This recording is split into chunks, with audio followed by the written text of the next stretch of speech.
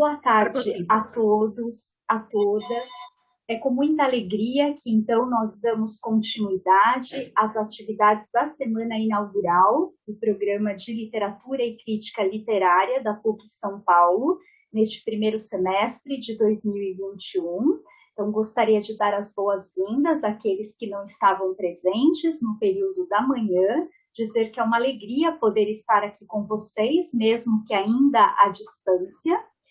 E uma alegria muito grande poder iniciar o nosso semestre com a conferência da professora Eurídice Figueiredo, que é uma professora a quem nós lemos com muita frequência no programa. Temos vários alunos que têm a professora Eurídice como referência e que, então, para nós é um prazer poder agora ouvi-la, né, e tê-la aqui conosco para trocar as experiências.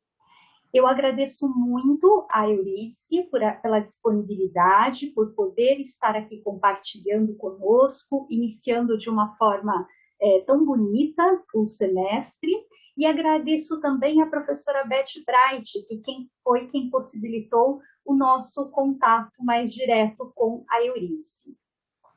Eurídice, muito obrigada. Antes de passar a palavra a você, eu vou fazer uma breve apresentação.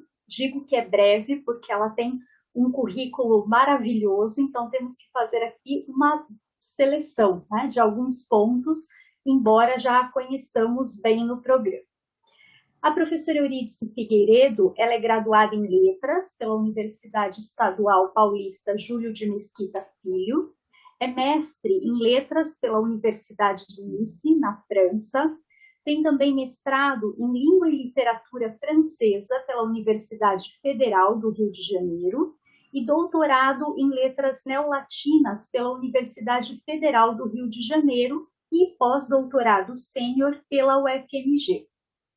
Atualmente, ela é professora associada aposentada da Universidade Federal Fluminense, atuando no programa de pós-graduação em Estudos de Literatura. Ela tem experiência na área de letras, com ênfase em literaturas de língua francesa, literatura brasileira e literatura comparada, e atua principalmente nos seguintes temas: a ditadura brasileira, crítica feminista, representações da alteridade e as escritas de si na literatura contemporânea.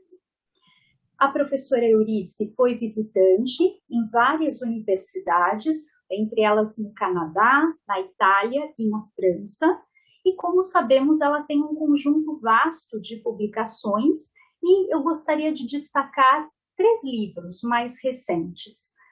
Por uma crítica feminista, leituras transversais de escritoras brasileiras, que foi publicado em 2020, A Literatura como Arquivo da Ditadura Brasileira, publicado pela editora Sete Letras em 2017, e também Mulheres ao Espelho, Autobiografia, Ficção, Autoficção, publicada em 2013.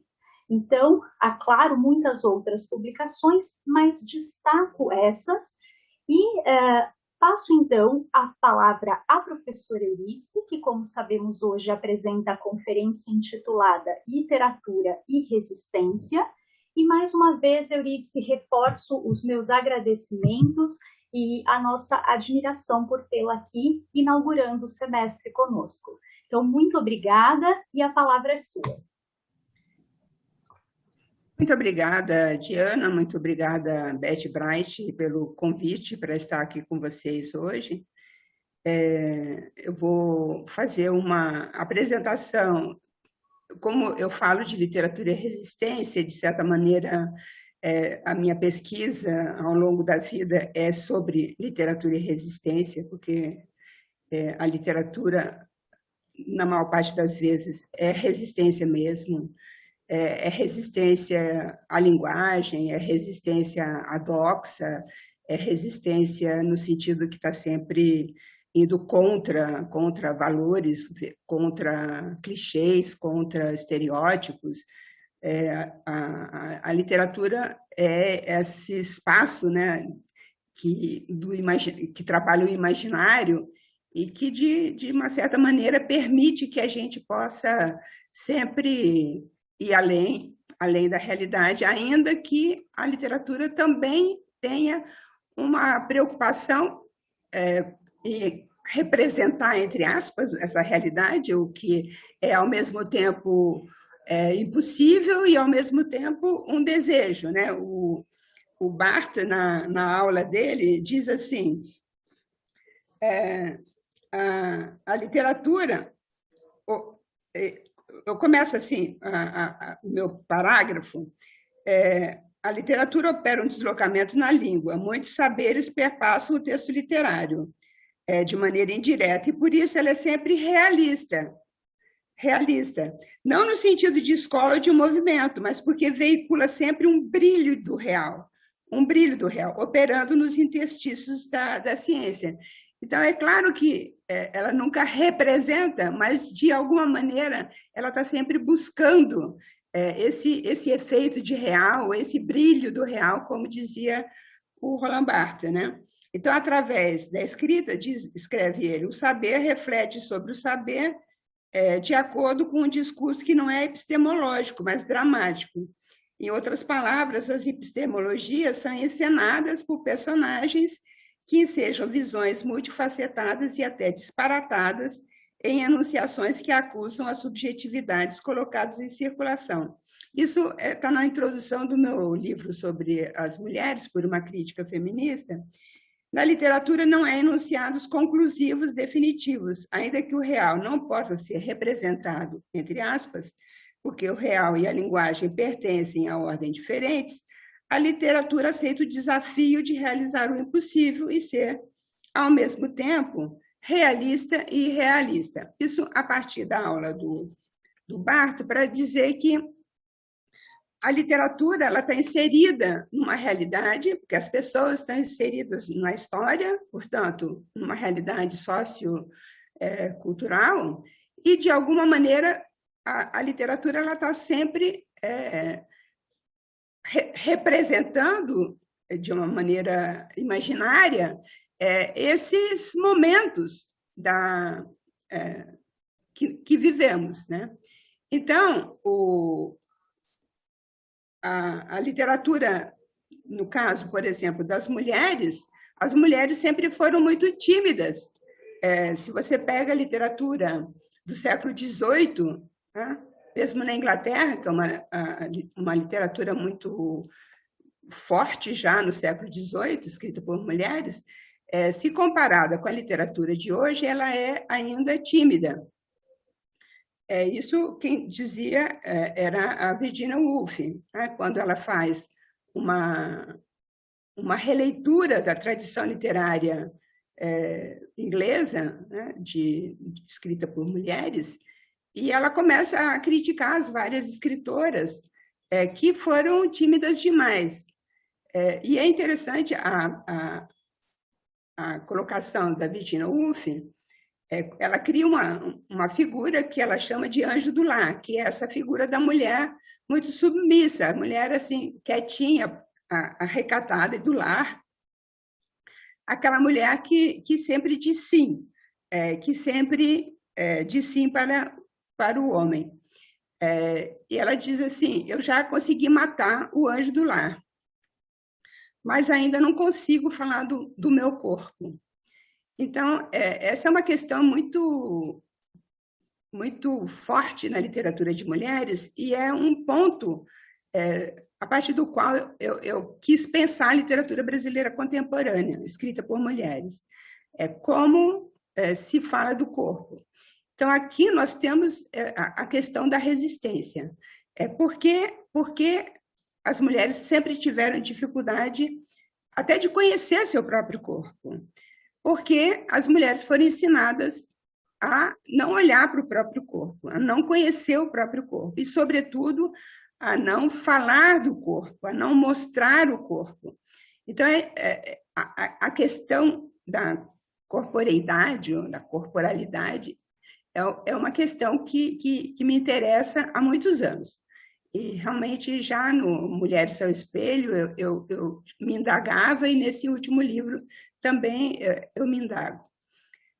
Então, a questão da resistência é muito presente na minha reflexão, porque eu vou ler aqui uma passagem do Alfredo Bozzi, falando sobre o conceito de resistência. Ele diz assim: o sentido mais profundo do verbo resistir, eu cito o Bozzi, apela para a força da vontade que resiste a uma outra força exterior ao sujeito.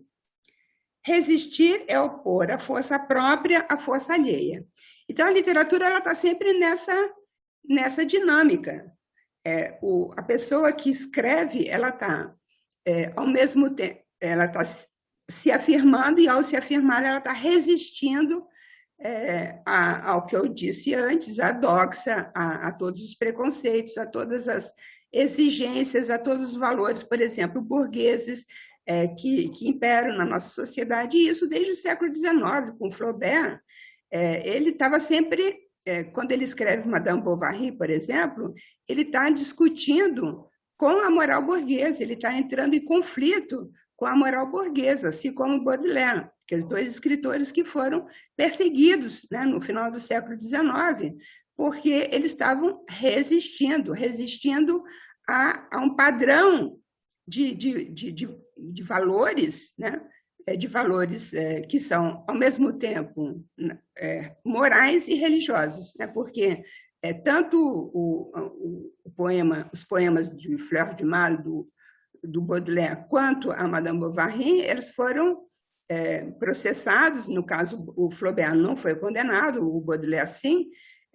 Por quê? Porque eles estavam indo contra os valores da moral e da religião.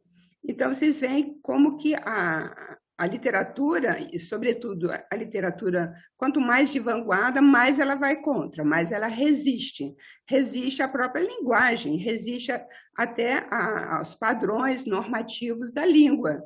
Então, a literatura está sempre resistindo, seja no nível dos valores, né, seja no nível da linguagem, dos modelos literários. Então, você vai tendo sempre rupturas dos modelos de composição também na literatura. Então, o Bozzi... então, ainda lendo o Bozzi, né, a resistência é um conceito ético, mas pode se tornar um conceito estético, quando o narrador se põe a explorar uma força catalisadora da vida em sociedade, né, os seus valores. Como eu disse antes, a gente está sempre no domínio dos valores. Os escritores inseridos em uma dada sociedade, num dado momento histórico, são mais ou menos afetados pelos horrores cometidos pelos regimes de exceção. E eles são levados a testemunhar na sua produção suas experiências ou a de seus familiares. Então, esse é o caso, por exemplo, do romance A Resistência, que entrou muito rapidamente no meu livro, A Literatura como Arquivo da Ditadura, mas é um romance sobre o qual eu trabalhei recentemente. Eu tenho escrito sobre a resistência, tem um artigo publicado na Revista de Literatura Brasileira Contemporânea, da UNB, sobre a resistência. Então, vocês veem que o próprio título do romance já é a resistência. Então, por que a resistência? Porque a família do autor, no caso, William Fuchs, por resistir à ditadura argentina, ela foi obrigada a deixar a Argentina e vir para o Brasil.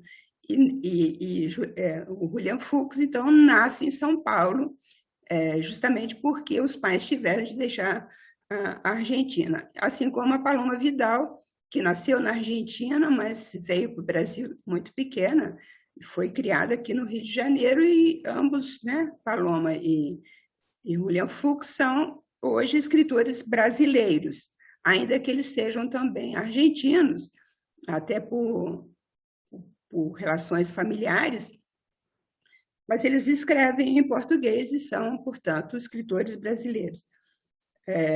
Fruto do quê? Né? De uma resistência política dos pais, na Argentina, que eu chamei no meu livro, Literatura como Arquivo da Ditadura, chamei de Filhos do Exílio, né, porque essa questão do exílio perpassa a obra desses dois escritores, né? Então, nesse livro, A Resistência, do Fuchs, esse livro tem uma epígrafe do escritor argentino Ernesto Sábato, que diz assim, eu vou traduzir, está em espanhol, mas vou ler em português. Creio que temos de resistir. Este sempre foi o meu lema. Porém, hoje, quantas vezes me perguntei como encarnar esta palavra? E eu acho que essa frase do Ernesto Sábato é uma frase para a nossa reflexão hoje, né? Como nós, hoje, né, vamos resistir, porque nós temos de resistir, de alguma maneira, nós estamos dominados por uma situação absolutamente catastrófica, né? Tanto do ponto de vista político, quanto do ponto de vista pandêmico. Então, nós temos de refletir sobre esse sentido da palavra resistir e da palavra resistência. A palavra resistência, na verdade, eu não vou entrar nesses todos esses sentidos, é uma palavra absolutamente polissêmica, ela pode ser negativa, por exemplo, na psicanálise, resistir à análise é você não se identificar com o psicanalista e não aderir, portanto, ao tratamento, né? Isso também entra muito rapidamente no romance do Fuchs, mas nós podemos procurar no dicionário e resistência pode ter sentidos muito variados. Mas no que me interessa e no que aparece no romance do Fuchs, é realmente a resistência no sentido político. Então, os pais tiveram de sair da Argentina e vieram, então, para o Brasil, mais especificamente para São Paulo.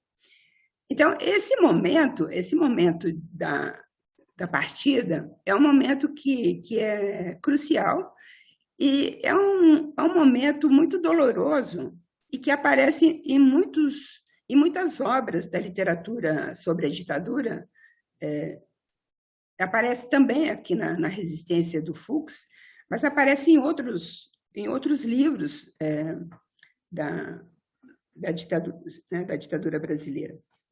Então, tem uma passagem no Fuchs que eu acho muito bonita, que é o momento que eles são obrigados a partir para o exílio. E partir para o exílio dá a impressão, a pessoa sente como se estivesse abandonando a luta. E, nesse sentido, pode parecer uma traição, que é como aparece em Azul Corvo, da Adriana Lisboa, por exemplo. Você está traindo a luta, você está traindo os companheiros. Então, é um momento absolutamente difícil, em alguns casos é um dilema, no caso, por exemplo, do romance K,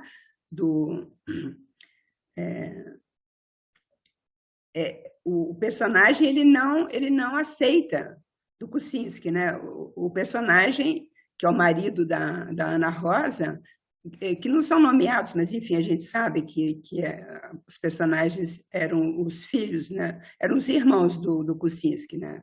Mas, no caso, o romance, na verdade, aparece o pai que busca a filha, né? Então, esse marido da filha, que era um chefe, né? Um líder, ele não aceita partir para o exílio, porque ele acha que ele tem de resistir até o fim. Então, vejam, são dilemas políticos, né, da luta política, que são encenadas nesses romances. Eles não partem, eles poderiam ter partido, poderiam ter abandonado a luta e partido para o exílio, talvez poderiam, mas não o fizeram. E os pais, então, do Fuchs partiram, vieram para o Brasil. Então, ele tem uma passagem que eu acho muito bonita, que eu vou ler para vocês. Resistir. Quanto em resistir é aceitar impávido a desgraça, transigir com a destruição cotidiana, tolerar a ruína dos próximos, Resistir será aguentar em pé a queda dos outros. E até quando? Até que as pernas próprias desabem? Resistir será lutar apesar da óbvia derrota, gritar apesar da rouquidão da voz, agir apesar da rouquidão da vontade. É preciso aprender a resistir, mas resistir nunca será se entregar a uma sorte já lançada, nunca será se curvar a um futuro inevitável. Quanto do aprender a resistir não será aprender a perguntar-se. Então, o resistir aqui é sempre se questionar e questionar.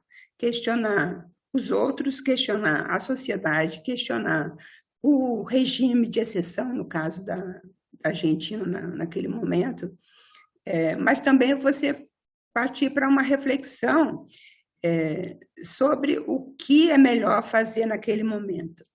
Então, o Marcelo Rubens Paiva, por exemplo, no livro dele, que se chama Ainda Estou Aqui, ele pergunta assim, quase com raiva para o pai dele, né, que foi assassinado aqui no quartel da PE, no Rio de Janeiro. Ele pergunta, por que você não partiu? Por que você ficou no Brasil? Por que você continuou no Brasil? Então, é uma pergunta muito dolorosa, porque pode parecer uma acusação, mas, na verdade, não é uma acusação, é uma dor. É porque você não partiu para o exílio. Então, aqui no caso, os pais do Fux partiram para o exílio, tantos outros partiram para o exílio, que foi a única maneira que eles tiveram de sobreviver, né, de não serem massacrados. Isso aparece também no livro Os Carbonários, do Alfredo Sirkis. Enfim, é uma questão que fala muito fundo para mim. Eu também parti para o exílio, né? Então, o exílio ele tem outras dilacerações, mas é muito difícil esse momento em que a pessoa, né, o militante, no caso, está engajado numa luta política, ele tem de tomar a decisão de abandonar a luta e partir para o exílio. Então, esse é um aspecto que me pareceu sempre muito forte. O Fux tem uma posição assim muito forte na literatura dele de resistência. E o último livro que ele publicou, que se chama A Ocupação, é um livro também sobre resistência, porque ele fala sobre uma ocupação de São Paulo, né, que é a ocupação do Hotel Cambridge, e essa ocupação já é uma forma de resistência, porque são pessoas que não têm casa e tem um prédio abandonado, né, no centro de São Paulo, e você que não tem casa, você vai lá e ocupa aquele espaço. Isso é resistência. Então, a ocupação, que é o romance seguinte, né, depois do livro A Resistência, também, ele continua, portanto, nessa questão, nesse enfrentamento, que é um enfrentamento que a gente poderia dizer que é sinônimo de resistência. É um livro também muito interessante, que me interessa bastante, a ocupação, porque mostra pessoas que são muito vulneráveis socialmente, economicamente vulneráveis, que estão num espaço também vulnerável, porque não só porque ele está em estado de deterioração, como também ele sofre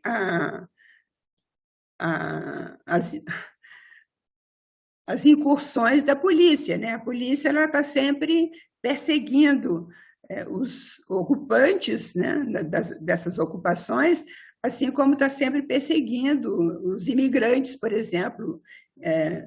No momento presente, nós temos um caso sério na fronteira do Brasil com Peru e Venezuela, acho que é Peru, que há um grupo de haitianos que não tem para onde ir, eles estão numa ponte entre que une o Brasil ao Peru. Então, o Peru não deixa entrar e o Brasil não deixa entrar. Então, essas situações são situações que estão ocorrendo no mundo todo, principalmente nessas fronteiras. O Brasil, muito menos, porque no Brasil tem muito menos imigrantes, né? Mas a Europa, os Estados Unidos, a fronteira dos Estados Unidos, a fronteira sul, por isso que o Trump queria fazer um muro gigantesco lá, para impedir justamente a entrada do pessoal do sul.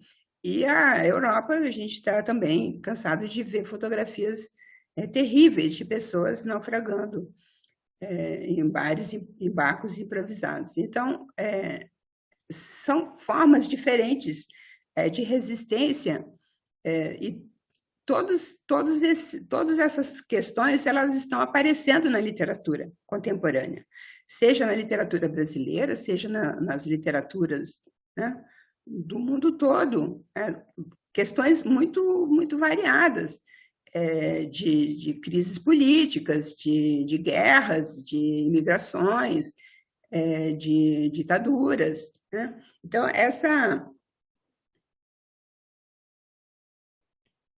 é uma questão que realmente está atravessando a literatura e é realmente uma questão que sempre me fala muito a minha reflexão.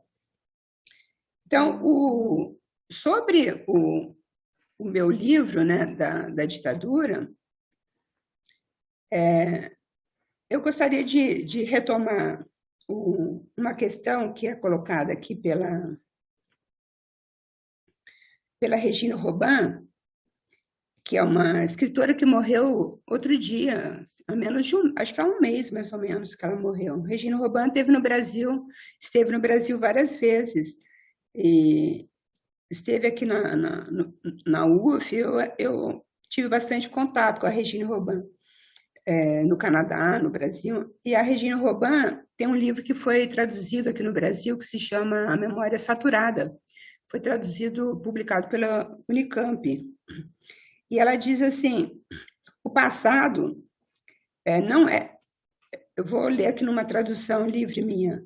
O passado não é simplesmente uma memória constituída oficialmente pelas classes dominantes, manipulada por elas a fim de camuflar os malfeitos e embelezar as conquistas. O passado é também uma força que nos habita e estrutura involuntariamente e inconscientemente o tecido com o qual nós somos feitos. Essa frase me parece muito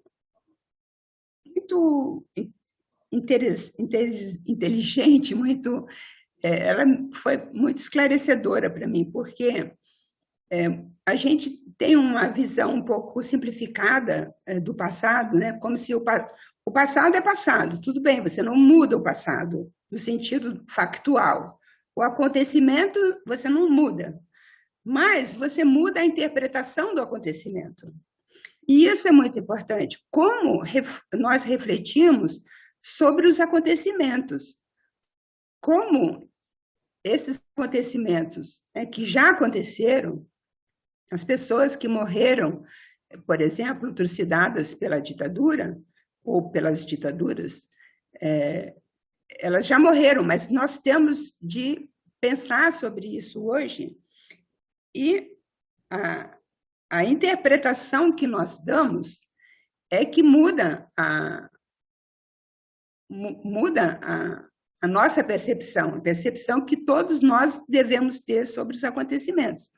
Então, quando você hoje, pessoas, né, do governo, os nossos governantes, né, banalizam a tortura, enaltecendo um torturador, isso é uma interpretação do passado. Isso é você enaltecer uma pessoa que torturou pessoas, torturou crianças, inclusive. Então, essa banalização, esse insulto à memória dos mortos, isso deveria nos chocar. E o que é talvez mais terrível para nós, para todos nós que temos consciência disso, e muito especialmente para as pessoas da minha geração que viveram a ditadura, e evidentemente que mais ainda para aqueles que foram torturados, é um insulto, é um escárnio. Então, essa interpretação do passado de que fala a Regine Robin, essa manipulação do passado, também fala, quem trata muito disso também é o Paul Ricoeur, que é um filósofo absolutamente imprescindível, assim, que precisa ser lido, né? Essa interpretação do passado, para a gente se dar conta de como que os governantes manipulam essas interpretações do passado, tudo isso é fundamental. E a literatura, de alguma maneira, por isso que eu chamei a literatura de arquivo da ditadura, porque, de alguma maneira, a literatura é a única forma hoje de falar com as pessoas, né, com o público, com os leitores, falar sobre esse passado de uma maneira, ainda que imaginária, mas com esse fundo realista, falar de subjetividades, falar de personagens que são, com os quais o leitor pode criar uma empatia.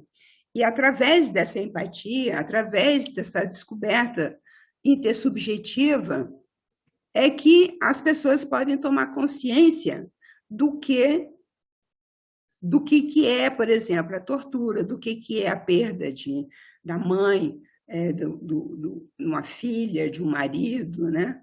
Então, tudo isso aconteceu, mas se nós não pensarmos, e se a juventude hoje, que não viveu naturalmente aquele momento, se nós, os mais velhos, se não falarmos para os mais jovens, se os mais jovens não se mobilizarem para entender melhor o passado, nós vamos repetir os mesmos erros, como nós estamos repetindo hoje. Tem um romance que saiu, acho que em 2019, ganhou o Prêmio São Paulo, em 2020, de literatura, que é o romance da Cláudia Lage, que é uma escritora aqui do Rio, que se chama O Corpo Interminável. Nesse romance, Cláudia Lage, que é uma escritora jovem, porque no meu livro eu meio que acusava os jovens de escreverem pouco sobre a ditadura. E, realmente, a maior parte da produção que eu levantei no meu livro era de pessoas mais velhas, que tinham tido algum tipo de contato com a ditadura. Mas tem surgido livros de pessoas jovens, como esse romance da Cláudia Lage, em que nós temos um personagem que é o filho de uma mulher desaparecida. Então, por isso que é o corpo interminável, um corpo que ele nunca viu. A mãe morreu em situações desconhecidas, o pai, que seria o avô, né, do personagem, o pai da morta, da militante, não quis falar nada com o neto. Então, nós temos esse ciclo que é uma herança a difícil experiência da herança. Você tem uma herança que você desconhece. Então, você não sabe como lidar com essa herança. Ele sabe que ele teve a mãe e ele tem um livro despedaçado que foi da mãe. Então, o único objeto que ele tem é esse livro despedaçado. Não tem nem retrato, né? O avô destruiu tudo. Então, essa morte interminável, ela chamou de o corpo interminável, mas que a gente poderia imaginar uma morte interminável. A pessoa não cessa de morrer, porque se você ritualiza a morte, essa é a grande questão dos desaparecidos, se você ritualiza a morte, você é capaz de fazer o luto daquela pessoa. Se você não ritualiza a morte, se você não viveu aquela passagem, você não acaba nunca, você não termina. Isso aparece em muitos romances em que há personagens que são desaparecidos.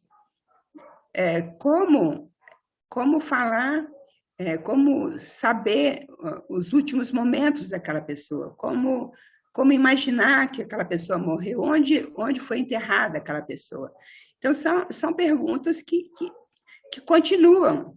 Então, não acaba, é um passado que não passa. Isso é uma expressão de um historiador francês que fala em relação à ocupação né, nazista na França, c'est le passé qui ne passe pas, o passado que não passa. Ele continua nos ferindo, continua nos falando sobre esse sofrimento, né, do passado.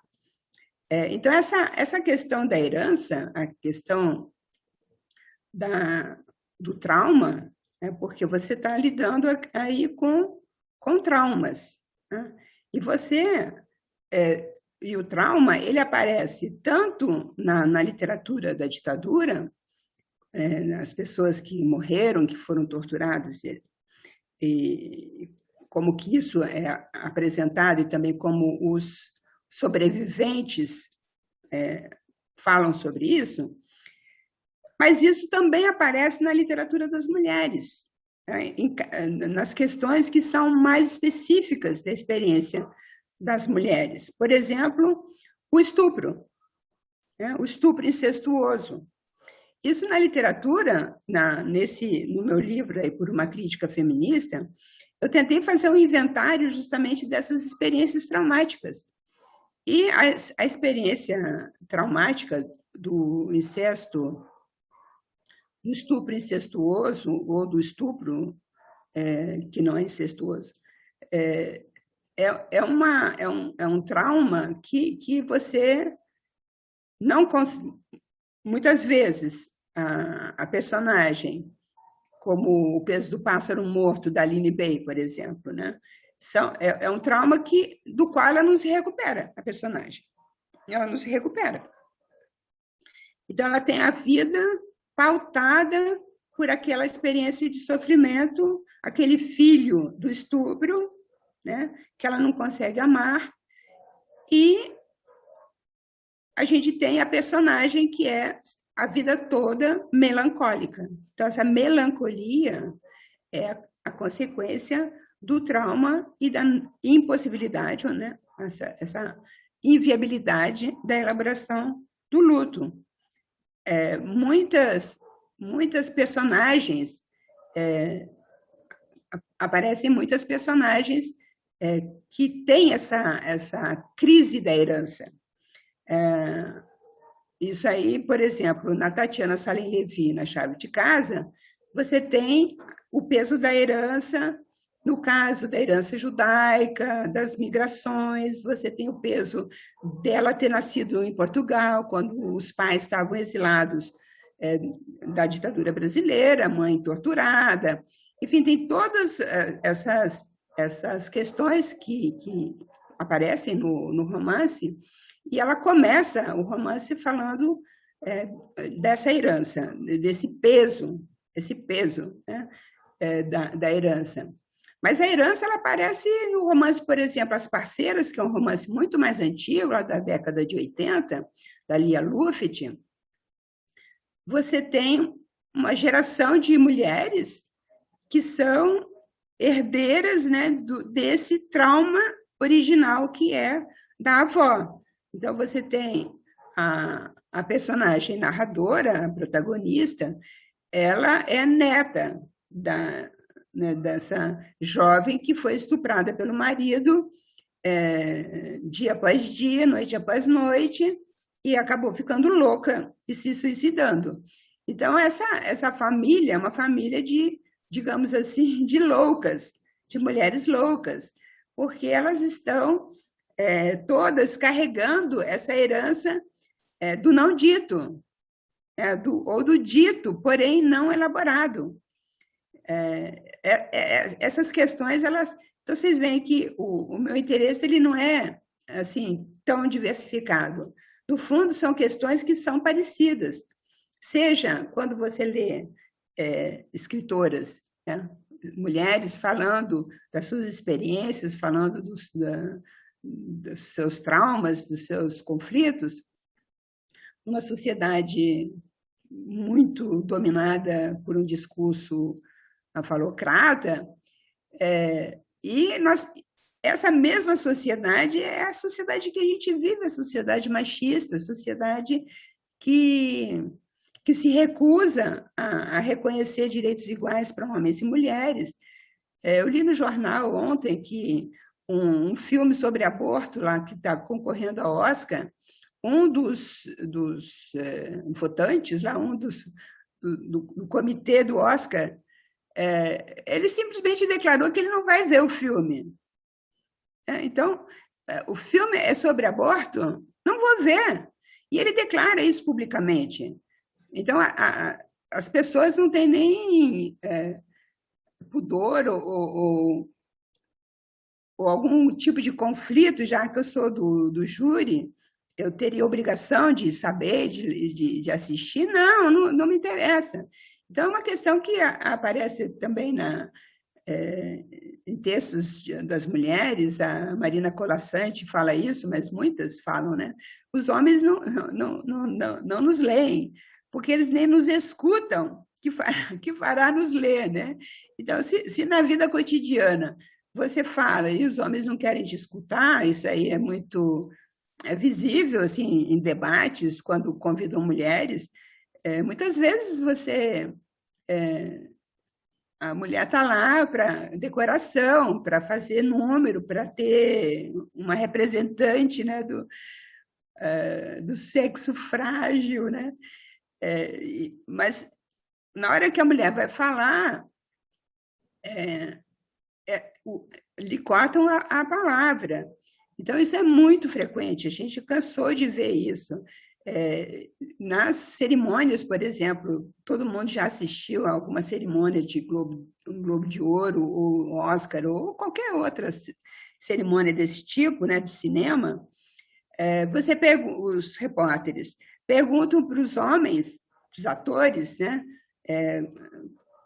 coisas sobre o filme, o desempenho deles, né, sobre ser ator.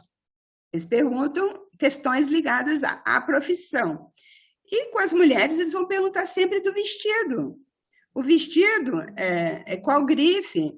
Ou se não, vai perguntar sobre namorado, ou vai perguntar sobre filho. Tudo menos a questão que levou a personagem ali, que é ser atriz. Então, são muitos os exemplos. A gente está cansado de ver, de ter esse tipo de experiência, né? A Raquel Solnit, ela diz uma coisa muito até engraçada. Ela estava conversando com alguém, diz ela, com um homem, evidentemente, e o homem estava explicando para ela um livro. E ela tentava falar e o homem não deixava, e continuava falando, e ele estava explicando para ela o livro dela. Ela tinha escrito aquele livro. Ela falou, eu tinha escrito aquele livro, né? Então, ele estava me explicando o meu próprio livro. Então, foi a partir daí, né, que foi criada aquela palavra mansplaining, né? Que os homens explicam tudo para as mulheres, né? Então, são sempre essas experiências, no fundo, você tem as experiências traumáticas, elas são sofridas por pessoas, mulheres, no caso, quando a gente está falando de literatura escrita por mulheres, né, no caso do estupro, do incesto, do feminicídio, etc. Mas no caso das vítimas da ditadura, aí no caso homens e mulheres que foram torturados e assassinados, mas se você pensar no tipo de personagem que comete a tortura, o assassinato, o perfil é igual. O torturador da ditadura e o torturador marido que tortura a mulher ou que comete feminicídio é o mesmo perfil. Nós temos o mesmo perfil. Então, nós temos de refletir sobre isso, sobre que tipo de sociedade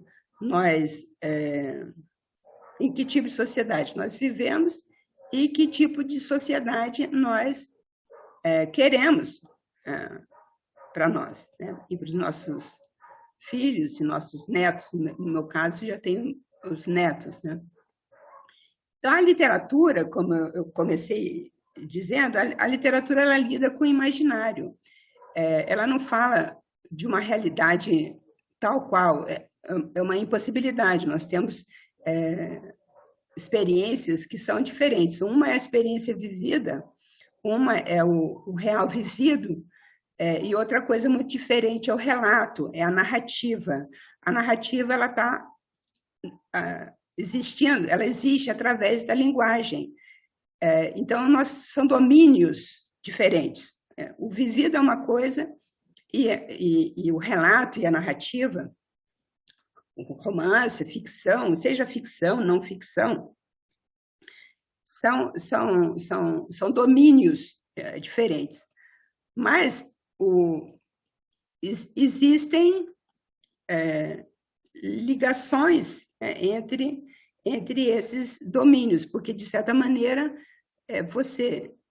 o escritor, quando está escrevendo, seja sobre a ditadura, seja sobre as experiências muito variadas das mulheres, você está se reportando a uma realidade que você conhece, que o escritor conhece, a escritora conhece, nós conhecemos enquanto leitores e leitoras, mas essa realidade ela passa por um filtro, e esse filtro é imaginário, porque nós só conseguimos pensar através de um imaginário. Então, o Jacques Rancière, por exemplo, diz que o real só pode ser concebido através da ficção. Eu não me lembro qual é a palavra que ele usa. O real, na tradução, ficou ficcionado. Então, nós sempre passamos pelo... Aqui, ó. O real precisa ser ficcionado para ser pensado. Eu uso o verbo como ficcionalizar, mas o tradutor ou a tradutora, não sei quem, não me lembro quem que traduziu como ficcionado. Então, o real precisa ser ficcionado para ser pensado. Então, já para o pensamento, nós já filtramos por essa forma de ficção, por um imaginário. E esse imaginário é que vai aparecer na literatura. Então, eu pergunto aqui nesse meu último livro, né, até que ponto essa literatura escrita por mulheres dá conta, né, de uma realidade, né, de um real. Eu digo que não é o real, nunca é o real. A literatura nunca é um retrato, né, nunca é um espelho do real. É através do imaginário que se pode refletir, pensar sobre essa experiência vivida por todos nós. No caso específico das mulheres, uma experiência vivida pelas mulheres, né? Então, esse imaginário é um imaginário você pode perguntar, né, se existiria, né, um imaginário feminino. Então, tem uma citação que eu faço aqui de uma teórica, de uma pesquisadora canadense, que eu acho bem pertinente, é a Evelyne Ledoux-Beaugrand. Ela diz assim que a gente vê na literatura escrita por mulheres um imaginário compartilhado. Um imaginário que não se fundamenta nem na biologia, nem numa ontologia feminina, tendo muito mais a ver com a localização das mulheres num espaço sociossimbólico, né? Então, não é que tem uma velha discussão, né, se haveria uma literatura, uma escrita feminina, uma literatura feminina, né, que seria uma questão ontológica, uma questão essencialista. Então, não é uma questão biológica, não é uma questão ontológica, é uma questão de uma experiência compartilhada num determinado momento e lugar. Então, é por isso que é importante sempre levar em conta a historicidade da literatura. A literatura que é escrita hoje, ela não poderia ter sido escrita no século XVIII, porque as experiências vividas pelas mulheres no século XVIII não eram as experiências vividas por nós hoje, no século XXI. Então, essa historicidade é fundamental para nós entendermos e compreendermos o papel e o como funciona também a literatura, né? Essas múltiplas linguagens que atravessam o texto, né? Já a Betty Bright aqui escreveu até um livro sobre o Bakhtin. Então, essas múltiplas línguas e linguagens, né, que atravessam, por exemplo, as narrativas, né, o romance, elas vão se transformando ao longo do tempo, porque as sociedades vão se transformando ao longo do tempo. Então, esse imaginário que nós temos hoje, e isso é bem visível na produção dos últimos 20 anos, digamos assim, a produção publicada,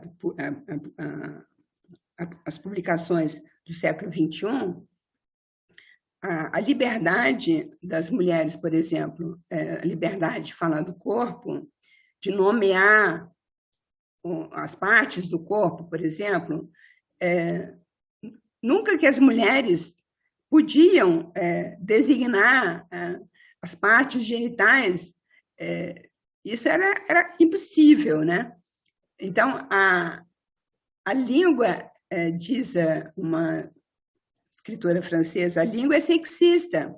Então, em francês, por exemplo, praticamente todas as profissões superiores não tinham feminino, até recentemente. Agora, eles começam, aliás, eles começaram a feminizar as profissões no Quebec. Antes de ser na França, foi no Quebec, talvez porque a América seja muito mais feminista, Canadá e Estados Unidos. Canadá muito sofrendo um influxo bastante forte dos Estados Unidos. Então, no Quebec se começou mais cedo, e na França agora também se começa a criar femininos para as profissões superiores. Mas era impensável, há 40 anos atrás era impensável. Outro dia eu recebi um e-mail de uma colega minha da Universidade de Bordeaux e tinha lá maîtresse maître de cours, lá na França, né? Então, pela primeira vez eu vi que houve esse feminino, porque era sempre maître. No Brasil, é um pouco diferente, porque nós temos mais femininos do que em francês. Mas, assim mesmo, em alguns casos, né, de feminino, o feminino é pejorativo, enquanto que o masculino é positivo, né? Então, a língua, a própria língua já é sexista. O Barthes dizia, na mesma aula que eu citei há pouco aí sobre o realismo, na própria aula ele falava da língua como sendo fascista, né? Não porque pelo que ela nos obriga a dizer. Então, a língua ela tem assim, um padrão, então, um padrão já tanto sexista quanto machista, etc. Mas a literatura, como ela lida com a língua, com a linguagem, ela também tem de ser resistência à língua e à linguagem, porque sempre é através das rupturas que nós temos inovações na literatura. E hoje em dia nós temos assim muitas inovações, tanto na composição, na forma da narrativa, como na linguagem mesmo, uma linguagem muito mais livre, muito mais oralizada também. Então, é sempre uma atitude de resistência, né? Então, não sei se vocês querem que eu pare aqui e a gente comece um bate-papo, que eu acho que eu falei 1 hora, acho que está de bom tamanho, né? Está maravilhoso, Euridice, te ouvir, mas já temos aqui algumas perguntas e aí eu acho que nós podemos assim dar continuidade a partir dessas perguntas que foram Isso, eu sendo vi que no colocadas. chat tem algumas perguntas, né? Certo. Então eu vou começar aqui pela primeira pergunta, que é da Priscila, que ela diz assim: muito se escreve sobre a resistência na literatura como tema. Gostaria de saber da professora de que maneira podemos pensar na literatura como forma, isto é, resistência imanente da escritura. É um pouco o que eu acabei de mencionar, que não é necessariamente o meu forte ou a minha linha de pesquisa principal, mas é claro que eu estou muito consciente disso, né? Que todos os grandes escritores já colocaram essa questão que você está... O Deleuze diz naquele livro sobre o Kafka, naquele Por uma Literatura Menor, então ele fala sobre essa questão, no fundo, o escritor está sempre escrevendo numa língua estrangeira, porque a língua de todo dia não é a língua que você usa na literatura, na medida que você tem de rearrumar aquela língua, você tem que fazer uma composição, que pode parecer para os ingênuos, não para vocês que são alunos da pós-graduação ou professores da pós-graduação, mas para uma pessoa mais ingênua, pode parecer que eu fazer, por exemplo, uma autobiografia, uma biografia, ou um relato de uma experiência, pode parecer que é simples, que é só contar, né? Só contar. Não é. É porque, para contar isso no escrito, há toda uma elaboração. O que é importante, o que foi assim, o momento mais importante, você tem que acentuar aquele momento mais importante. Então, mesmo num artigo científico, que é o que mais a gente escreve, artigo, né, de crítica literária, há toda uma elaboração do que é prioritário, de que ordem você vai seguir, de que linguagem você vai usar. Uma regra, por exemplo, para os alunos, né? Você cortar adjetivos, né? Para quê? Você encher o seu texto de adjetivos, você tira, a literatura é a arte de cortar palavras. O menos é mais.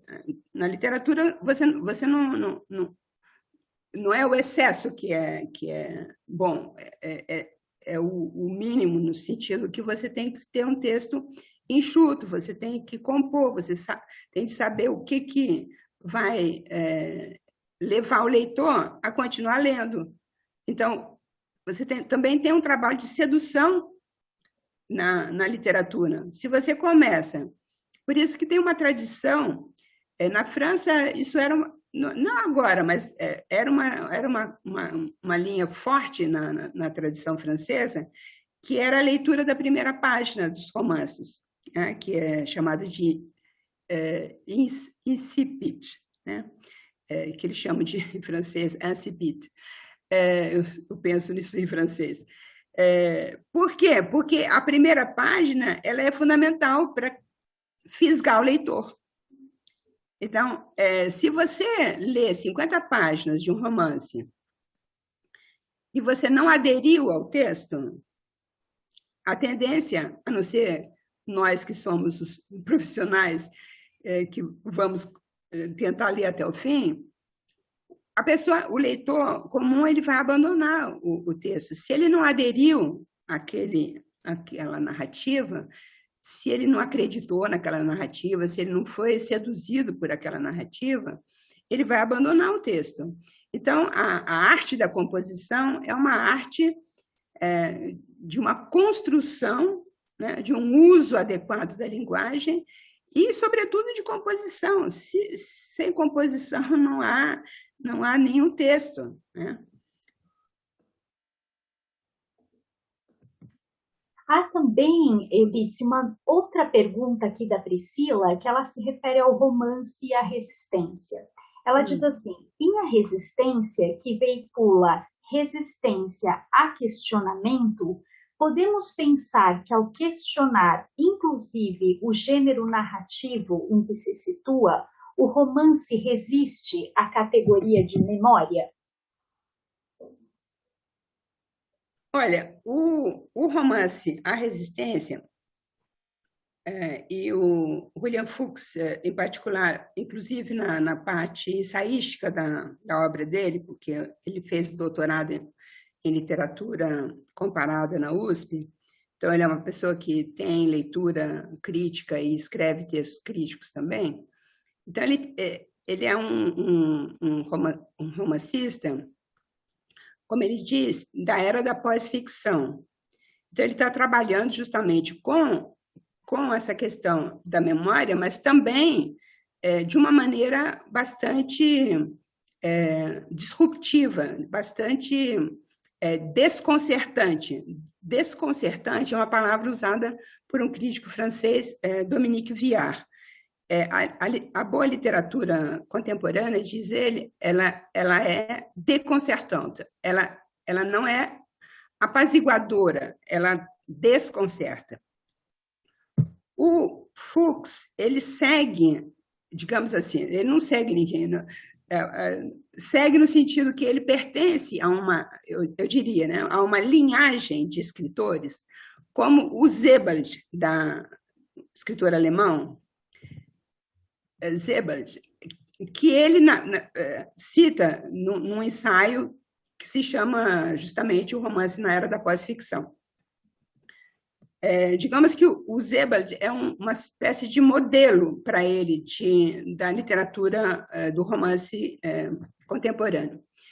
Bom, há muitos anos que se fala já, isso não é novo, né, do narrador autorreflexivo. Bom, narrador autorreflexivo, na verdade, não é uma coisa nova. Desde o Cervantes, nós temos um narrador autorreflexivo. Mas é claro que, nos últimos anos, nós temos um autor mais autorreflexivo e, sobretudo, autocrítico, porque ele o Fuchs, como Sebald, de uma maneira diferente, mas eu vou chegar lá no Sebald. No caso do Fuchs, ele duvida de si mesmo. Ele põe em dúvida a própria palavra dele. Então, essa é uma novidade que eu acho muito, muito interessante, porque a memória é falha. Então, embora você trabalhe com a memória é falha. Então, você tem de de questionar essa memória, senão você está dizendo para o seu leitor que aquilo tudo é verdade. E aquilo tudo não se sabe se é verdade. É uma parte da verdade. É o que eu tento, é o que eu pude fazer para você. Esse é quase o título de um livro da Elvira Vinha. É o que eu pude fazer para você hoje, é a parte de verdade que eu pude trazer para você. Então, ele está lidando justamente com esse impasse, ou com esse dilema, ou com esse quase que um movimento pendular entre a memória, que seria, digamos, a verdade, a história, com H maiúsculo, e a ficcionalização necessária para você criar uma narrativa. Então, é isso que o Fuchs faz, assim como outros escritores fazem. Sobre o Sebald, o que é interessante, quando ele fala, mas esse é até um livro que eu trabalhei, o Austerlitz, do Sebald, eu publiquei um artigo já há vários anos sobre Austerlitz, e comparando com um outro romance de um escritor francês que ganhou o Nobel, o Patrick Modiano, que está traduzido no Brasil como Uma Rua de Roma, o romance francês, que em francês é um título totalmente diferente, mas em português foi traduzido como Uma Rua de Roma. Então, o Sebald, ele faz um procedimento muito rebuscado de dizer a personagem X disse para o Austerlitz que me disse. Então, vocês veem camadas de mediação que ele usa. É um procedimento muito arriscado, porque poderia se tornar monótono e até bizarro. Mas é interessante porque ele não diz. Então, o narrador, que seria a figura do próprio Sebald, ele não diz que aquilo foi assim. Ele diz que a Vera disse para o Austerlitz que me disse.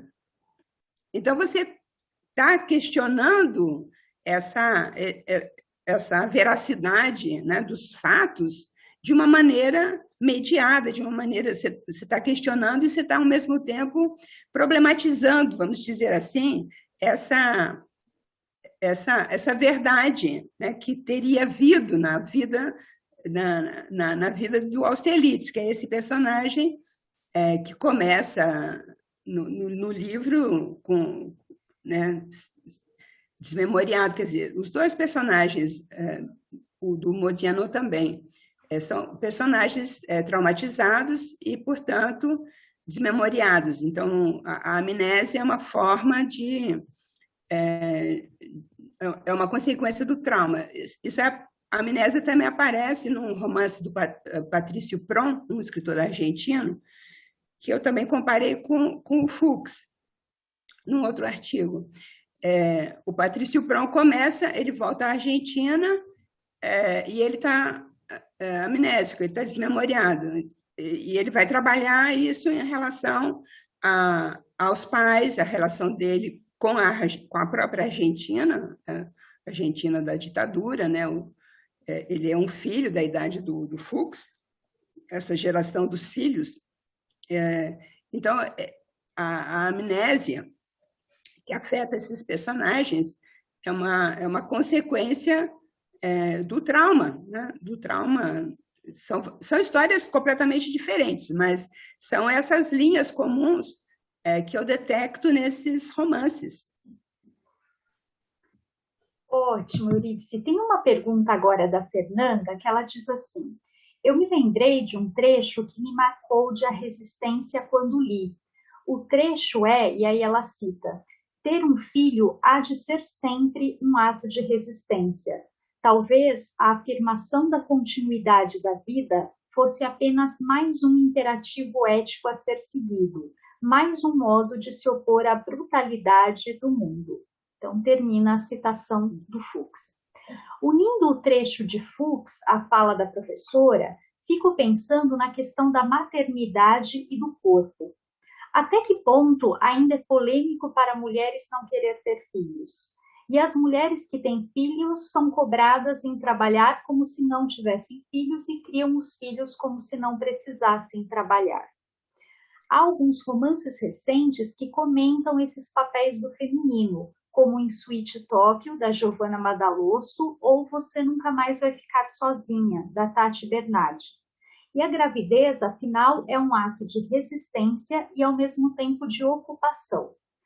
Como a professora vê esse paralelo entre resistência e feminino? Bom, vou falar primeiro da resistência do Fuchs. No Fuchs, tem uma dupla questão da paternidade. Em um momento, ele fala da resistência do pai a ter filhos. O pai não queria ter filhos. Então, tem toda uma questão do pai, naquele momento da Argentina, ditadura, eles lá militantes e perseguidos, e ele tem essa posição que depois, evidentemente, ele vai mudar, porque, inclusive, eles acabam adotando um filho na Argentina, e quando eles vêm para o Brasil, eles têm essa criança de 6 meses. E no Brasil, eles têm 2 filhos. Então, tem essa resistência do pai, então é contra. Nesse sentido, é contra o não desejo da paternidade, que depois vai ser superado. E o próprio personagem, ele tem dúvida se ele tem desejo de ter filho. Isso é colocado também de uma maneira, digamos, problematizadora. No romance seguinte, que é a Ocupação, ele vai dizer que é a mulher dele que não queria ter filho. Sempre dizia que não queria ter filho. Até o dia que ela falou assim, eu quero ter filho. E aí ele ficou assim, meio confuso. Né? E tudo bem, então vamos ter filho. E partiram para ter filho. Isso eu estou falando como narrativa. Não estou tomando isso como a verdade verdadeira do casal, né? O Julian Fuchs e a mulher dele. Na vida real, eu sei pelo Facebook que eles têm 2 meninas, mas isso é porque nós vivemos nessa sociedade né, de redes sociais. Então, tem essa resistência a ter filhos, né, a paternidade ou a maternidade, que aparece no caso do pai do Fuchs, né, do personagem pai do Fuchs, e ele próprio meio que duvidando se ele queria ou não queria. No romance seguinte, a gente vê uma outra visão, que seria a mulher dele, que teria sempre dito que não queria ter filho. Enfim, a realidade é que no romance A Ocupação, ela é engravida e perde o bebê. Tem um aborto espontâneo. Bom, então, resistência, como eu disse no início, tanto pode ter sentido positivo como negativo.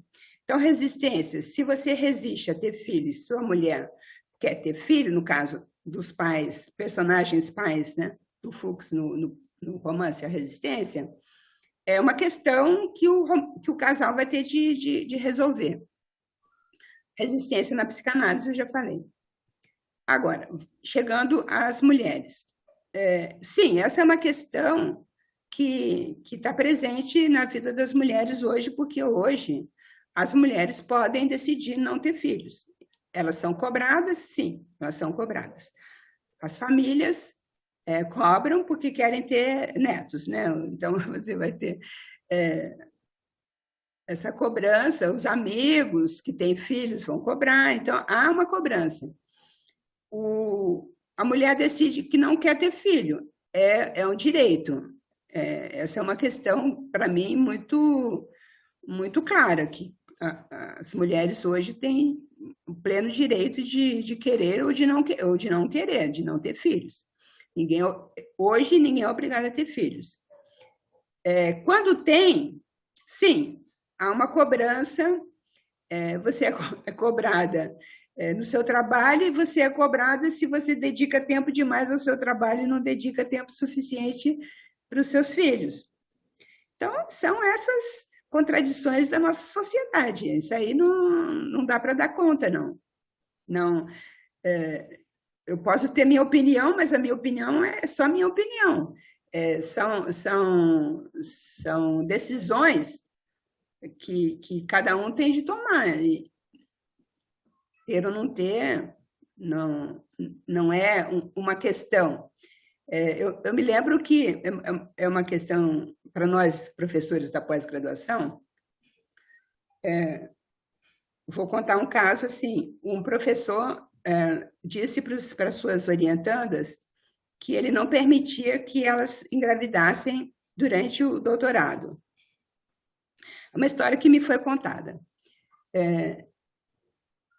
Esse é o primeiro ponto da história. Segundo ponto da história, uma orientanda minha me pergunta, no início do doutorado, Eurídice, eu quero ter filho. O que você acha? Vai atrapalhar o doutorado? Eu falei, vai atrapalhar? Vai. Agora, se você quer ter filho, você tenha filho. A decisão é sua e do seu marido. Não compete a mim. Eu não me considero autorizada a dar palpite. E eu contei para ela essa história do professor. Então, o professor, homem, ele se achou no direito de cobrar isso das suas alunas. Eu, enquanto mulher e mãe, não me sinto autorizada a dizer nada. Eu disse para ela que vai atrapalhar, vai, óbvio, eu sou mãe, eu sei que atrapalha. Agora, você quer? Porque a maternidade tem um tempo, tem um momento que você pode ter filho e depois acabou, você não tem mais, né? Então, é agora que você acha que você quer, né? Vai lá, vai fundo. Eurídice, a Amanda, ela tem duas perguntas. Uma primeira é assim: como a professora percebe a relação entre as obras contemporâneas sobre a questão das ditaduras no contexto mais amplo da América Latina? Podemos dizer que há uma resistência estética partilhada? E uma outra questão que ela complementa é: como a professora percebe a metaficção nas obras contemporâneas que tocam no tema das ditaduras?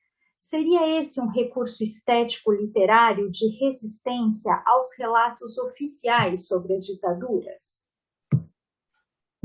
Olha, eu li alguns livros argentinos ou chilenos, a de Amela Eutite, mas eu não me sinto autorizada a fazer uma afirmação muito categórica sobre essa questão, porque, mesmo no Brasil, há muitas diferenças entre as obras, né?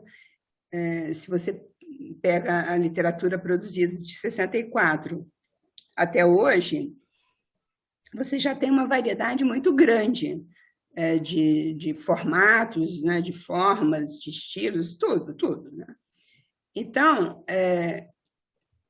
o que acontece, por exemplo, na Argentina, que é diferente daqui, é que na Argentina os filhos dos torturadores ou dos dirigentes, houve mais manifestações públicas de pessoas, digamos, da direita. Eles se manifestaram produzindo também textos, né? Então, acho que o que aconteceu no Chile, mas, sobretudo, na Argentina, é que houve um debate mais amplo, até porque os dirigentes foram presos, foram julgados. Então, houve uma possibilidade de discussão. Então, eu uso uma palavra no livro, que eu não inventei, evidente, é uma palavra que é usada na sociologia, que é o dissenso. É importante, numa sociedade, que haja dissenso. dissenso com debate, com educação, né? Não outro dia teve um caso aí que apareceu no jornal hoje, do médico que estava alertando sobre os perigos da Covid, e ele foi esmurrado por pessoas que consideram que Covid é só uma gripezinha, né? Só um resfriadinho que eu posso ir fazer festa. Isso não é dissenso, isso aí é autoritarismo e é violência. Mas o que não houve no Brasil, e que eu acho lamentável, é que, como não houve debate e não houve punição nenhuma, a lei da anistia foi interpretada de uma maneira errada, na minha opinião, porque crimes contra a humanidade não prescrevem e não podem ser anistiados. Mas, enfim, a sociedade brasileira, e hoje a gente vê isso muito claramente, não passou a limpo a ditadura. O passado não passou, e você vê na fala desse Villa-Lobos, general, como que eles, do Exército, ficaram muito contra a Dilma por causa da Comissão Nacional da Verdade. Então, eles não abriram os arquivos, eles não pediram desculpas, eles se revoltaram contra a Comissão Nacional da Verdade, não prestaram os esclarecimentos. Então, a Comissão Nacional da Verdade, é claro que ela teve um papel importante no Brasil, foi bom que ela tenha existido, mas ela não chegou a nenhuma consequência mais positiva na agenda. Não permitiu o debate, não permitiu essa cerimônia, que é a cerimônia do perdão, né? Eu até menciono, eu li isso em algum lugar, não me lembro nem mais onde que eu li, que na África do Sul eles fizeram uma cerimônia pública, fizeram cerimônias públicas, em que a pessoa, o carrasco, falava e pedia perdão, e a pessoa que tinha sido vítima ouvia e perdoava. Ou não perdoava, mas houve um discurso, né? Houve uma cerimônia pública. Então, isso permite o livre debate, a livre circulação de ideias, e permite o dissenso, justamente. Como no Brasil não houve dissenso, imediatamente depois, né, da ditadura, a partir de 85, eles, os militares, consideraram que a esquerda assumiu o discurso contra eles, ainda que os governos não tenham sido de esquerda, porque nós tivemos Sarney, nós tivemos Collor, tivemos Fernando Henrique Cardoso, enfim, o PT só foi ganhar muito depois. Mas o PT, a Dilma, no caso, né, ao criar, embora ela tenha sido criada oficialmente no papel pelo Lula, mas na prática foi a Dilma, eles não engoliram essa. Então, é esse movimento todo que surgiu desde o impeachment, desde antes do impeachment, nesse livro aí do Vilas Boas a gente vê isso, é uma reação. Eu digo no meu livro que nenhum presidente do Brasil teve a coragem de peitar os militares. Eu disse isso. Escrito em 2016, no momento pós-impeachment. Então, o que estava me parecendo, naquele momento, lendo um monte de livros sobre essa questão dos arquivos, eu pensei assim, bom, nem a Dilma peitou os militares, né, para exigir essa abertura desses arquivos que estão ainda secretos. Mas agora, o que eu disse não deixa de ser verdade, mas a gente precisa redimensionar agora, porque eles estavam lá conspirando já durante a Comissão Nacional da Verdade. Essa conspiração que apareceu naquele célebre tweet do general, na verdade, você vê que essa conspiração já estava sendo tramada lá.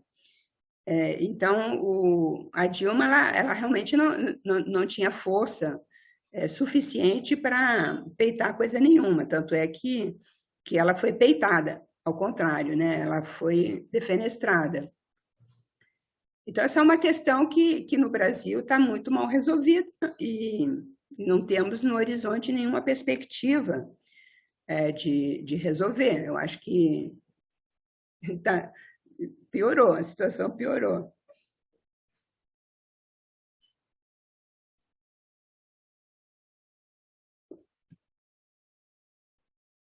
Você está sem voz. Me desculpem. A professora Maria Rosa diz assim, né, reafirmando uma fala sua de que o relato não é idêntico ao vivido. E aí ela pergunta, como seria, então, resistir pelo relato imaginário? Quais as diferentes formas de fazer isso? Olha, na minha opinião, quando você faz um relato de eventos traumáticos, isso aí já vem desde os relatos da Shoah, e nós tivemos assim uma grande produção de livros e filmes sobre a Shoah. Então, eu sempre que trabalho isso com os meus alunos, eu peço para eles pensarem sobre isso, sobre o impacto que certos filmes têm em nós, telespectadores, né? Telespectadores não, espectadores do cinema. Por exemplo, a lista de Schindler, ou aquele Bastardos Inglórios, ou a chave de Raquel, como é que é a chave de Ruth? Ruth ou Raquel? É Ruth? Ruth. Esse tipo de livro e de filme e tantos outros. O que mais tem é isso, né? Hollywood produziu muito disso. Né? São filmes e livros que são tranquilizadores, que são apaziguadores. Então, eu sempre digo isso. Isso para mim, é importante. Se você sai do cinema alegre, porque parece que o Schindler salvou os judeus, ou tem uma grande explosão, você mata o vilão naquele filme, né, do Bastardos Inglórios, e assim por diante. Esse tipo de obra não leva à reflexão, leva à autocomplacência, à tranquilização. Às vezes até uma certa euforia, a chave de Ruth, por exemplo, porque finalmente, né? Então, é por isso que eu gosto dessa palavra que o Dominique Viard usa para a literatura, que é o desconcertante. Porque isso entra justamente na forma do relato. Se você conta um relato com um happy end, com um final feliz, com aquela coisa, se reencontraram, né? Você está terminando como se deu tudo certo, né? All's well that ends well. Só que a vida não é assim, né? Não acaba tudo bonitinho. A literatura, sobretudo para nós, né, pensando a literatura, é evidente que isso também seria o caso do cinema, que até atinge um público muito maior, é você deixar o público, o leitor, o público do cinema, desconcertado, sai dali perturbado.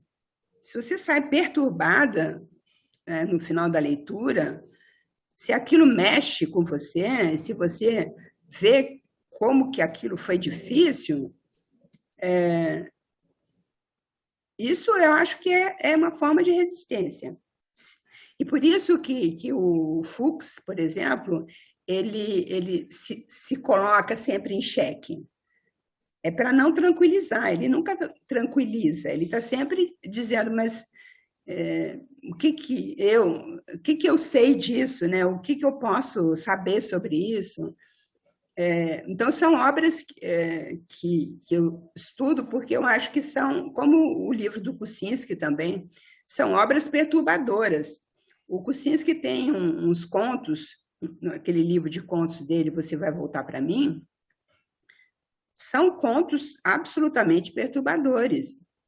Então, se você fica, você leitora, você leitor, se você sai perturbado, eu acho que aquela literatura foi uma literatura de resistência, porque ela te impactou e te levou a pensar, a refletir sobre essa questão. Se você sai tranquilo, ai, que legal, foi bacana o filme.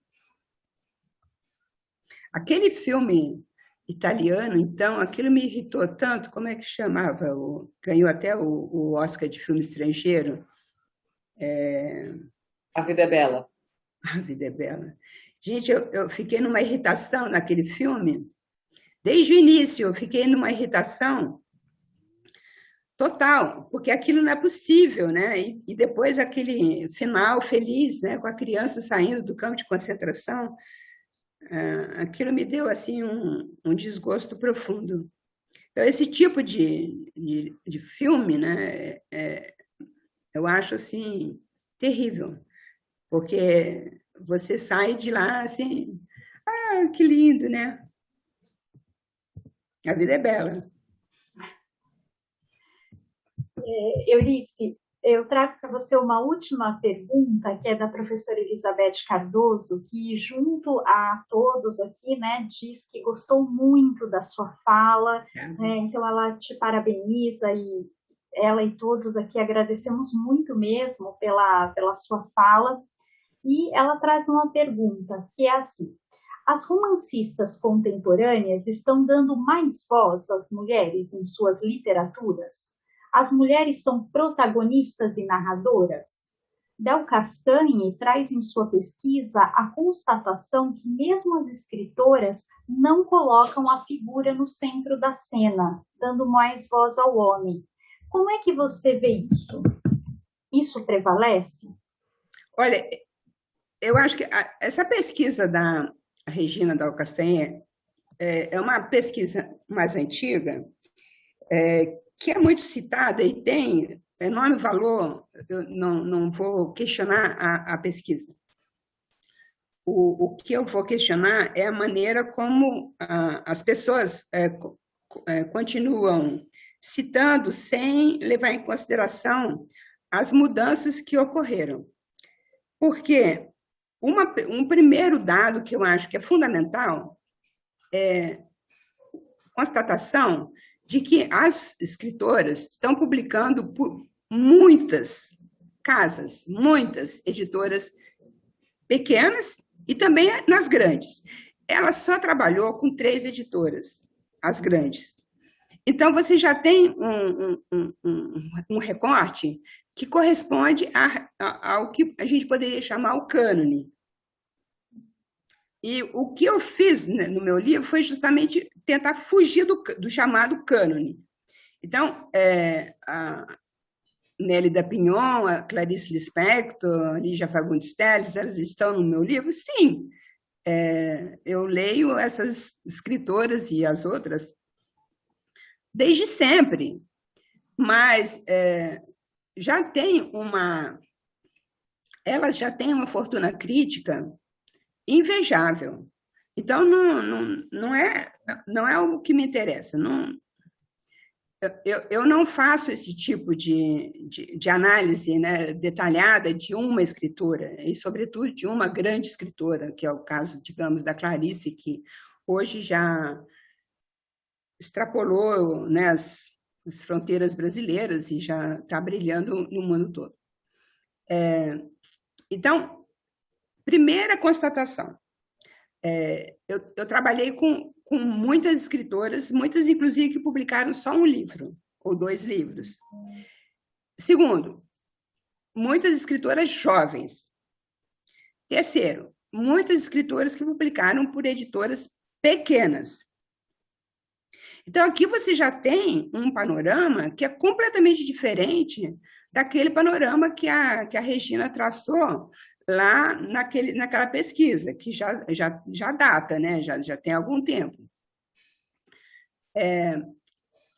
As escritoras contemporâneas colocam, sim, a mulher no centro. Então, é um outro questionamento assim, que eu faço, lendo também a chamada crítica, né,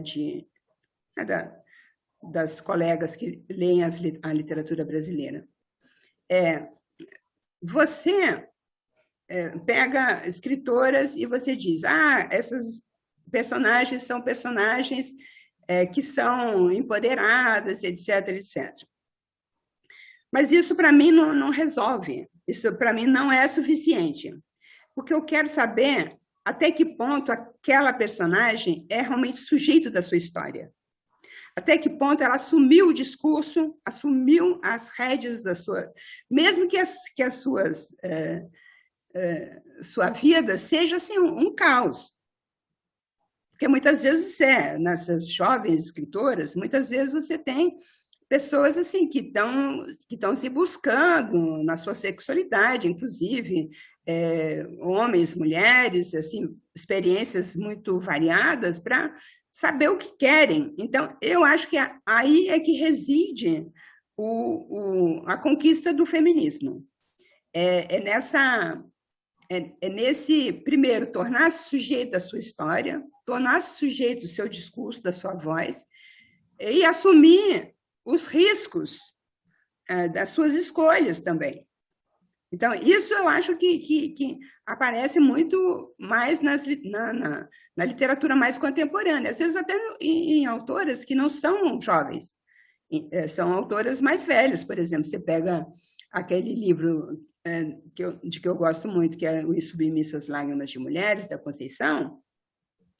Conceição nasceu em 46, então ela está longe de ser uma jovem. Esse livro é relativamente recente, mas ela não é jovem. Mas até o título é interessante, porque são insubmissas, são mulheres insubmissas.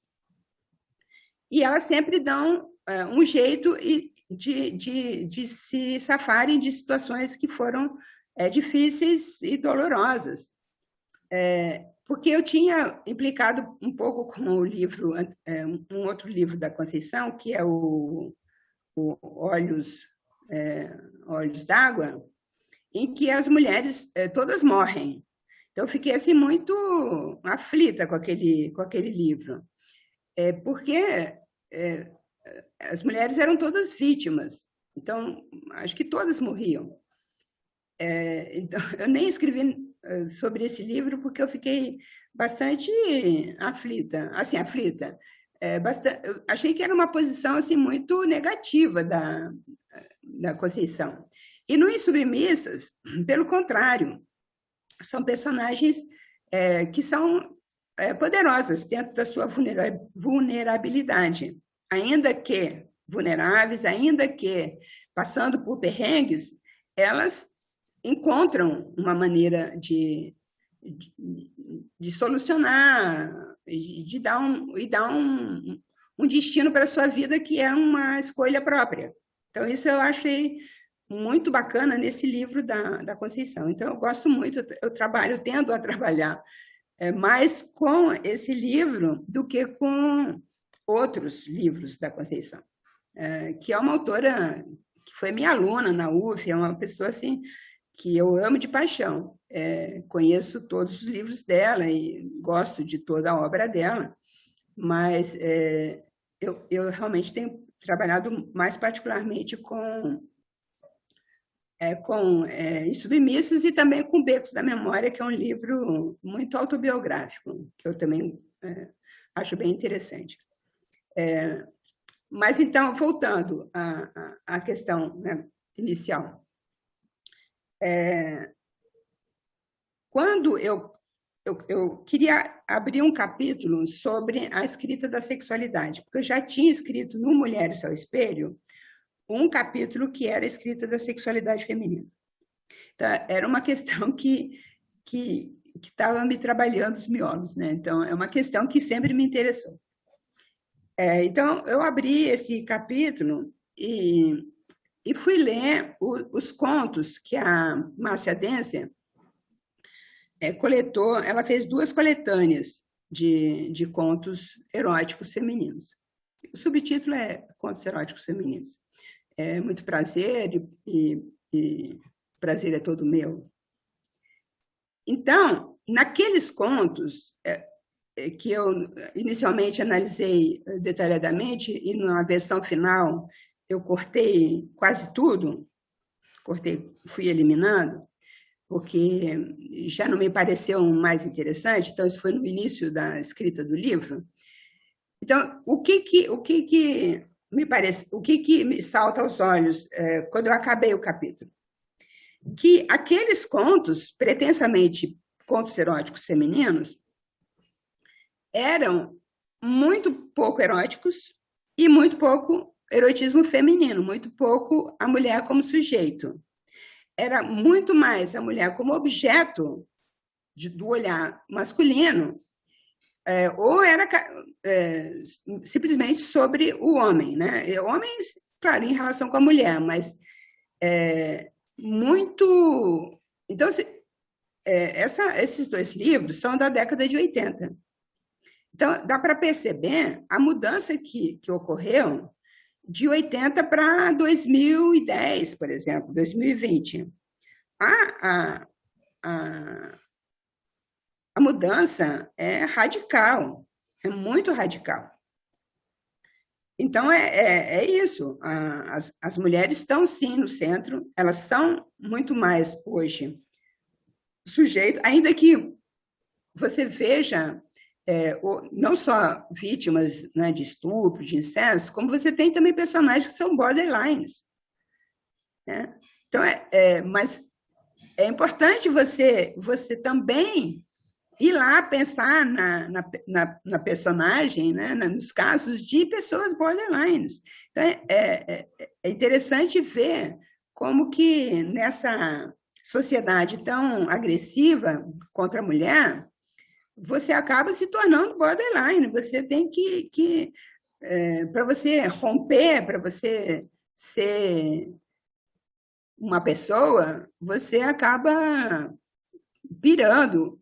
Então, assim, um dos primeiros artigos que eu publiquei sobre autoficção feminina na revista Criação e Crítica, da USP, já faz bastante tempo, eu falei sobre isso, assim, que autoficção feminina, assim, até que ponto, porque o Dubrovsky tinha dito no livro dele, na definição dele de autoficção, lá no início, na 4ª capa do romance dele, que se chama Fist, ele tinha dito que ele tinha usado a palavra onanismo, né, como autoficção, como uma forma de onanismo, na medida que você estava remoendo as suas experiências e tal, né?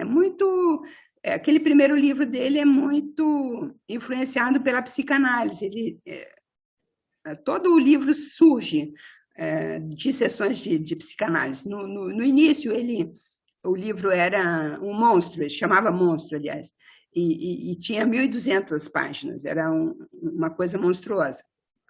Mas ele estava assim, muito analisando e se autoanalisando, mas esmiuçando, digamos, a sua vida interior.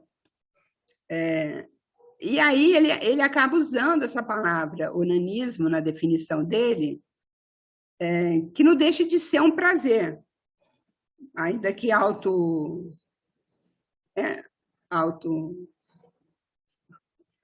produzido por si próprio, né? Mas há um prazer onanista, digamos, nesse esmiuçar da sua vida, das suas memórias, do seu vivido naquele presente psicanalítico.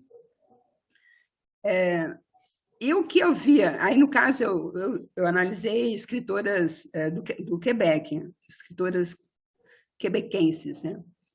E aí eu tinha lá personagens absolutamente dilaceradas, mulheres, uma que tinha sido prostituta, né?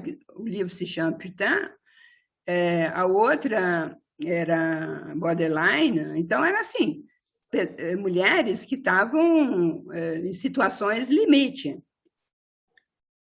E aí eu comecei a pensar assim, que diferença, né? Entre o Dubrovsky, que fala das aventuras sexuais, aí no resto da obra, né? Não só no primeiro lá que eu fiz, onde surgiu o conceito de autoficção, mas assim, ao longo dos romances dele, você tem as várias mulheres, as várias amantes, enfim, os conflitos dele, não deixa de ser os conflitos dele, né? Mas nas suas relações com as mulheres, mas acho que é o terceiro livro dele, que se chama Le Livre que eu quiser, está traduzido em Portugal, aqui no Brasil não está, seria o livro quebrado. A mulher dele se suicida, e a mulher, na vida real, se suicidou. Então, vocês veem como que as relações que aparecem na obra do Dubrovsky, a mulher pode ser uma vítima, porque, no caso, a mulher se mata. Mas ele está sempre falando das suas aventuras conjugais ou sexuais. E nas mulheres você tem muito, nesse primeiro momento, na França e no Quebec, de mulheres narrando, muitas vezes na forma de autoficção, experiências que são experiências limite, como o fato, por exemplo, de ter sido prostituta, que é uma outra escritora que eu achava brilhante, a Nelly Arcan, que se matou também. Uma mulher que se matou com 32 anos de idade, uma mulher assim, linda, que se matou com 32 anos de idade. Você pode falar, bom, Ana Cristina César também era uma mulher linda que se matou com 30 anos de idade, não sei a idade da Ana Cristina César, mas por aí. Sim, mas no caso da Nelly Arcan, é uma mulher que teve experiência de ser garota de programa e de ter narrado isso no romance dela.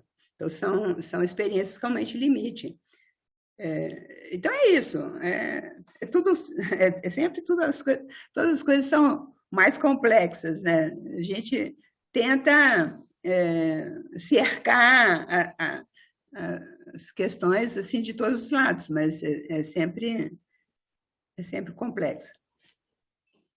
Euridice, junto-me aqui aos alunos que elogiaram imensamente a sua palestra, estão saindo daqui assim muito felizes, e até uma delas usa uma expressão interessante, a Miriam, que ela diz que ela vai ser muito perturbada positivamente. Então, acredito que atingimos o intento, que é exatamente isso, né, de promover a reflexão. Então, eu te agradeço muito mesmo, foi um prazer ouvi-la, já era um prazer te ler, agora conhecendo e te ouvindo é ainda mais encantador. Então, muito obrigada, agradeço em nome dos alunos, em nome das professoras do Programa de Literatura e Crítica, e espero que possamos nos ver em breve e estabelecer outras parcerias. Muito obrigada pelo convite, Tiana e Beth Bright, minha parceira, companheira de muitos congressos, né, Beth? Muitas ampóis. É verdade. E muitas vindas ao Rio também, à UF. Muito bom. Eu só falar uma palavrinha, eu acho que a sua fala hoje, que tinha um título bastante amplo, Literatura e Resistência, e que num determinado momento até correu aí, mas para ser resistência precisa falar de política.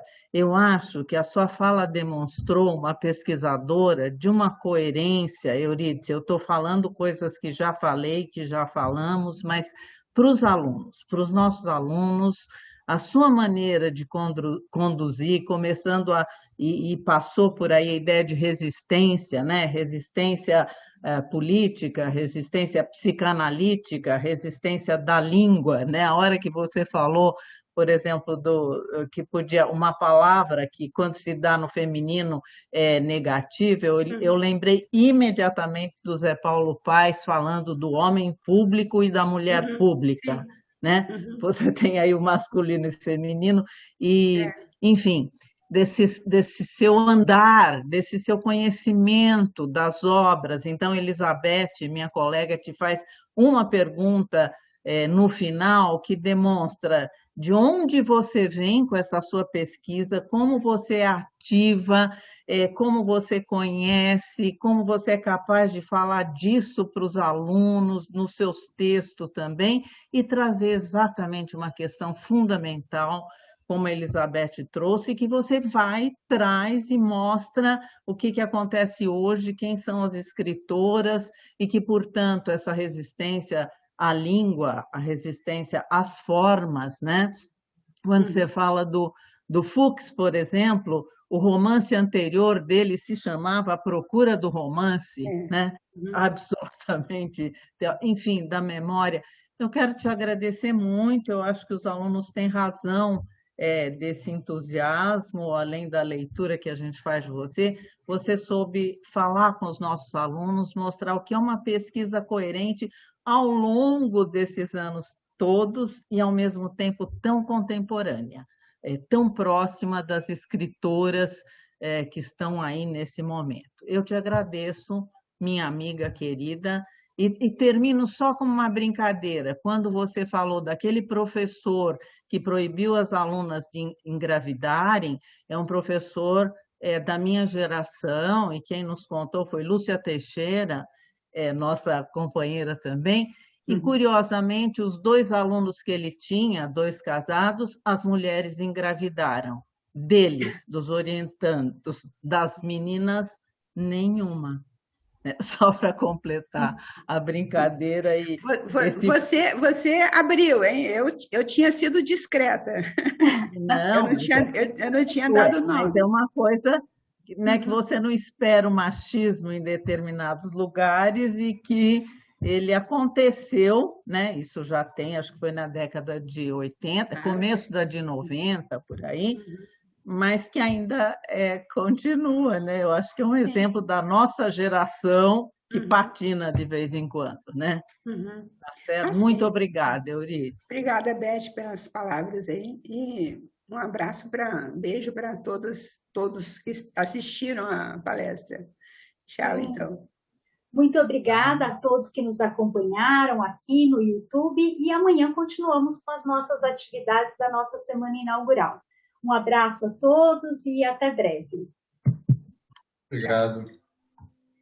Tchau. Tchau.